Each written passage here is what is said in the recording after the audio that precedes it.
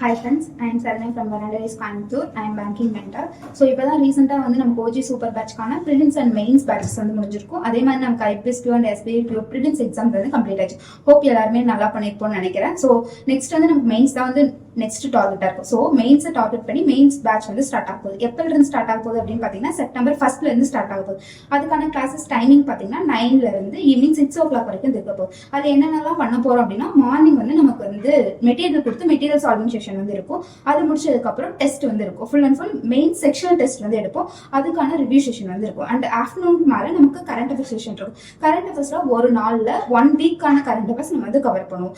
இப்படி தான் வந்து 5 days வந்து போகும். அண்ட் 6th டேவில் வந்து நம்ம வந்து ஃபுல் மெயின்ஸ் வந்து எடுப்போம். 2.5 hours ஃபுல் மெயின்ஸ் டெஸ்ட் வந்து எடுப்போம். அதுக்கான ரிவ்யூ செஷன் ஆஃப்டர்நூன் ஃபுல்லாக வந்து நமக்கு போகும். இப்படி தான் நமக்கு வந்து 30 days ப்ரோக்ராம் வந்து இருக்க போகுது. And end of the 30 days நம்ம மே மந்த்ல இருந்து ஆகஸ்ட் மந்த் வரைக்குமான கரண்ட் அஃபேர்ஸ் வந்து கவர் பண்ணியிருப்போம். குவான்ட்ஸ் அண்ட் ரீசனிங்ல எவ்வளோ ஹை லெவலில் கேட்டாலும் நம்ம சால்வ் பண்ற அளவுக்கு ட்ரிக் அண்ட் டெக்னிக் வந்து நம்ம கத்துருப்போம். ஓகேங்களா? ஸோ நம்ம எண்ட் ஆஃப் 30 days முடிக்கும் போது ஃபுல் அண்ட் ஃபுல் மெயின்ஸ் வந்து கிராக் பண்ற அளவுக்கு எபிலிட்டியோட இருப்போம். ஸோ எல்லாருமே வந்து கம்பல்சரி அட்டன் பண்ணுங்க. யாரும் மிஸ் பண்ணிடாதீங்க. All the best.